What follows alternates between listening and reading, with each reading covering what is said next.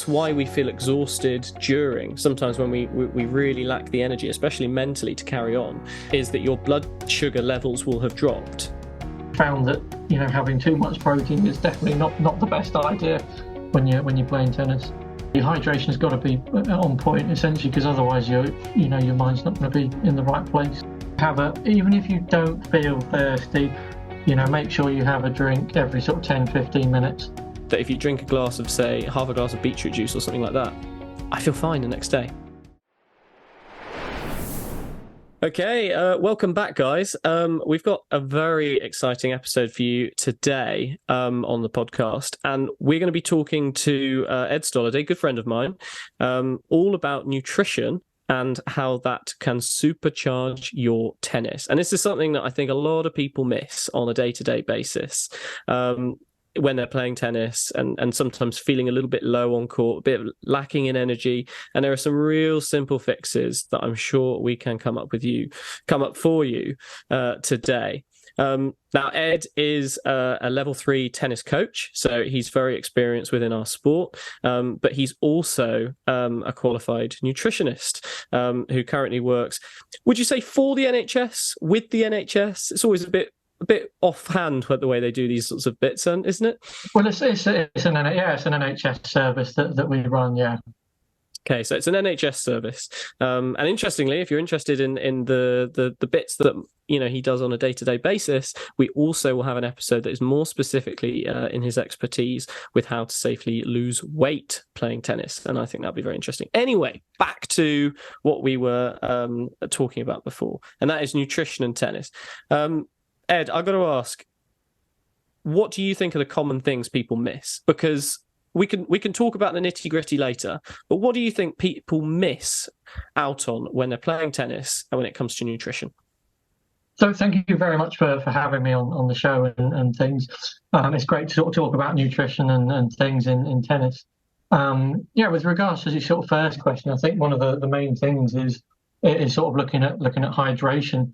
I think that's sometimes the things that sort of people get wrong, and especially, in the sort of summer months and things like that, it's really important to make sure that you are getting enough fluids on board and things. Otherwise, you're going to find yourself dehydrated. Your performance is going to dip quite dramatically, and such. You definitely need to make sure that you're getting plenty of those on board.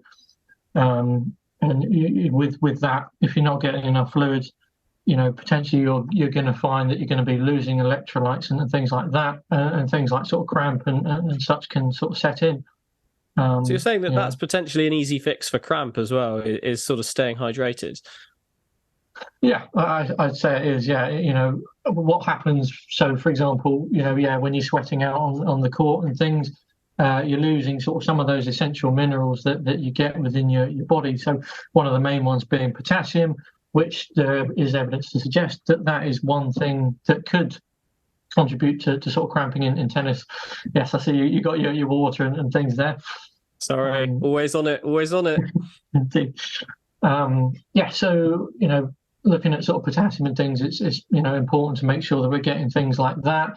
There's obviously different sources that you can get in terms of sort of food whilst you're playing tennis. So, I know you see a lot of the tennis players when you're watching them on the TV, they've got sort of things like bananas, they've got these sort of sports gels and things, which is helping to replenish some of those electrolytes that you lose in the sweat. Interesting. I always find it funny because obviously you've coached quite a few people in the past as well, but yeah. I find one of the weird things that a lot of, and it's, I feel mean about saying this, but it's sort of early to middle age men that go through this phase of, okay, we'll do a lesson, but until I'm performing, I won't let myself have a drink of water. I always think that's a bit mad. I'm always like, go on, have a drink. Because, as our job is to help them perform and help them get better, we're like, oh yeah, have a drink. Let's have a drinks break. Also, it's a drinks break for us for coaching so that we can talk again. But yeah, isn't that mad? I know, yeah. I find, I think it's not also before that people sort of start and play tennis, is also during as well. A lot of people that I've coached in the past, the amount of times that you say to, okay, let's have a drinks break. Do you want a drinks break kind of thing? And they say, no, I want to carry on. But it's, it's massively important to make sure that you are getting those fluids on board. I'd say at least even, every sort of 15 minutes you need that fluid, and such. That makes sense. I'll tell you what, I'll come back to a comment you made as well a little earlier, which was about the bananas. Returning those electrolytes to your body, very important. People either eat nothing when they play tennis, which again, I think is mad, because I get a bit hungry though. But there also are people who might eat too much, or especially before or whatnot. You always find as well on the TV, people don't have a whole banana in between a set. They'll have a bite of a banana. They've probably gone through one banana in an entire match, if that. Do you notice anything about the way the pros do it that sort of applies quite well to what we see? Well, I think the fact that you come back to it, it's overeating and things. If you're going to be consuming a whole banana in one go, obviously you don't want then having too much to then make you feel uncomfortable on the court. So I think that just that little bit, will be enough to sort of replenish some of those electrolytes. And with obviously bananas being well, depending on what type of banana you're going for, that will hopefully improve your, build your blood sugar levels back up, give you that energy and replenish any sort of stores, sugar stores that you've lost, and such. I suppose that's a key thing as well. Some people, and we'll come to this in another episode, I'm sure, but obviously people will play tennis to try and lose weight, for example, or any sport for that matter. But that's why we feel exhausted during, sometimes when we really lack the energy, especially mentally, to carry on, is that your blood sugar levels will have dropped, because the only thing you're really burning during exercise is what's in your bloodstream. So this idea that, you're going to start burning fat instantly, that's kind of a myth, would you say? Yeah, I think, because obviously it's good to sort of start, and, if you're thinking about a match and such like that, you're going to need a sufficient amount of energy to get yourself, at least part of the way through that match. So you're going to need to look at a sort of proper refuel, proper fueling before your matches. So you're going to have to look at, sort of getting a good sort of carbohydrate base on board. I'd say at least a couple of hours before you start playing. But they're going to have to be more towards what we call the more simple carbohydrates. So they're going to enter your bloodstream quicker. So you're going to get that sugar quicker, or sugar boost. If you see what I mean. Yeah, that makes perfect sense. And well, some people might take that to mean let's have a Haribo packet or something like that, because that's quite quick release, isn't it? Yeah, exactly. What would you advise is probably a better, healthier way of doing that? So I think probably that, as we sort of mentioned earlier, one of the go-tos is your banana and such. You could also, again, I'm thinking, coming back to sort of, potassium and, your electrolytes and things like that. You could look at sort of maybe nuts. You could look at maybe some, sort of crisps and things like that. Maybe, the crisps necessarily obviously aren't the most helpful option. But again, thinking of replacing sort of salt and such like that, or sodium that's lost in the body, could potentially be helping you there. That's my go-to after a tennis match. I'll always have crisps after, because you're thinking, I've sweated a lot, I need some salt. Exactly. I'll have some crisps. So that's a good idea. You're saying that's a good idea? Yes. Yeah. Okay, I'm going to take that win. Or, I'm thinking maybe sort of better options, something like watermelon, dried apricots maybe.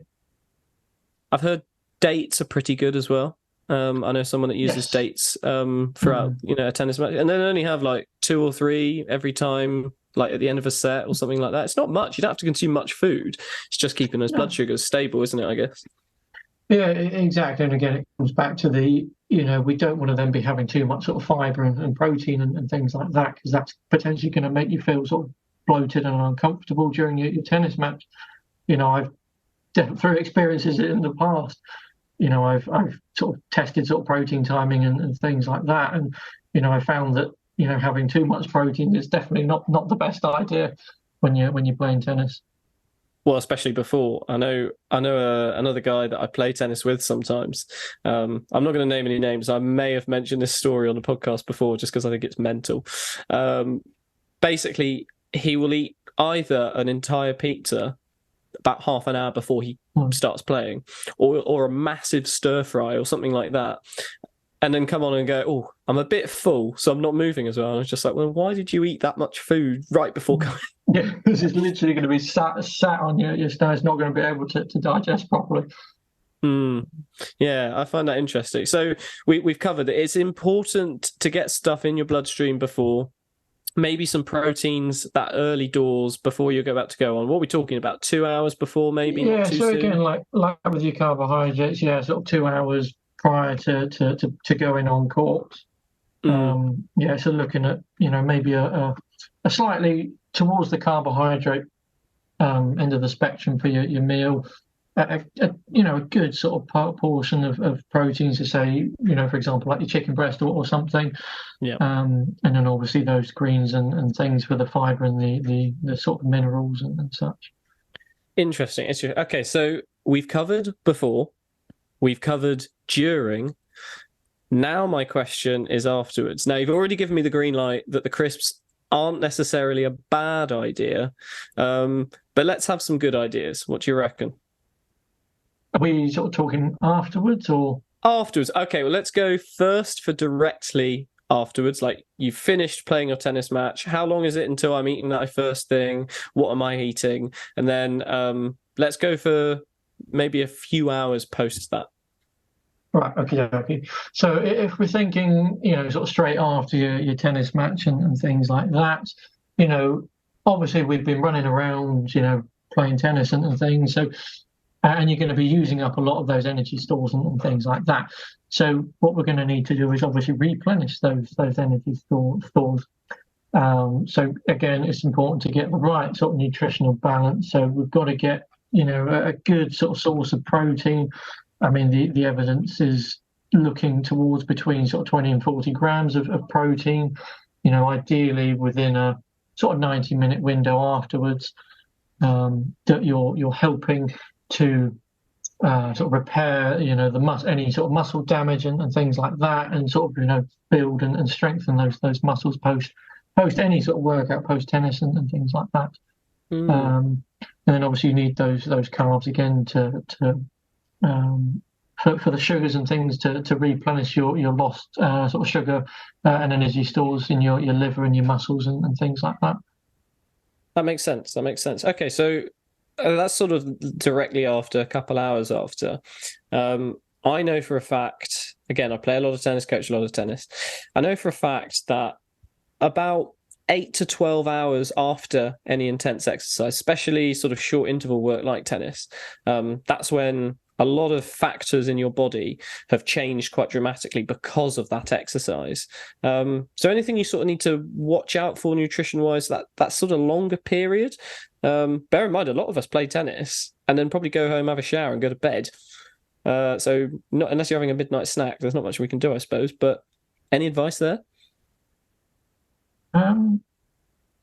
I normally look at, I'm just again thinking about the proteins and such like that. Something I normally sort of like to sort of think about is looking at a more sort of slower release protein over sort of the night whilst we're sleeping. It keeps that, what we call that muscle protein synthesis going. So looking at sort of a small glass of milk maybe, because of that slower release protein basically. Is that because of the fat content that it's slower release, or is it just the type of protein it is? It's the type of protein, yeah. So you've got a few different types of protein, basically. So you've got whey, which is your fast release protein. So that's, you want to kind of have that within the 90-minute window after playing. And then you want to look at more of the sort of what we call the casein protein, which is the slower release in things like milk. Interesting. Yeah, I think that all makes a great deal of sense. And I'll be honest with you, the amount of tennis that I've played, and the amount that I coach as well, out of what we have just talked about, I guarantee you I do not do all of those things. Now, whether that contributes to anything down the road, in terms of poorer performance or perhaps sort of recovery where I'm feeling a bit sore the next day, do you think that nutrition is probably of key importance? Do you think it's the main reason people feel a little bit off sort of during and after tennis? Or do you think there's another thing at play here? It's just intense exercise, I'm tired. Yeah, I think it's definitely one thing that maybe people don't pay as much attention to, or they give lesser importance to, but it does, might have a massive sort of impact, and things. Again, going back to my own sort of experience and things, I can definitely feel the difference when I've not, properly sort of hydrated myself and things like that. You're definitely, a lot more sluggish. Again, and tennis is a massively mind-based sport. You've got to have that. Your hydration has got to be on point, essentially, because otherwise, your mind's not going to be in the right place, and you're not going to be making those right decisions of whether that's the right shot to make. Yeah. If the neurons are firing a little bit slower, then that's enough for us to lose the point. I know that for sure. Interesting. Okay, right. Well, that is some really amazing stuff, and it makes you realise it's actually quite simple. All of these little things, they add up, and they are quite important at the end of the day. But they're so simple that a lot of the time we probably just forget about them. We don't think about them because it's not inhibiting us playing tennis. It's just the quality of how we play tennis. Especially if you're playing a lot as well. In particular, like, you really need to watch these basic nutrition steps. If you're, for example, advancing your tennis, you're a junior that's just, starting to play competitively, and all of these sorts of things, very important. And especially if you're playing tennis, because that's the only exercise you get a week, because you've got a busy job, and you definitely need to do some of these things to improve. And one sort of a mistake a lot of people, again, I just want to make this point, but fizzy drinks, try to avoid those fizzy drinks whilst, playing before or after. It's just going to, not feel great. It's going to make you feel a bit sort of sick. It's, you're not going to perform very well. And sorry to advise against not. No. That is a great point, because I have fallen prey to that myself in the past. Like, I used to always think, if I have Lucozade, that's a good bit of sugar coming in, but it's always the fizzy Lucozade, and you can only get a little bit of it down you before you start burping loads, which is the worst thing when you have to burp halfway through your throw in a serve. Anyway, that's just my experiences. So maybe take what you can from that.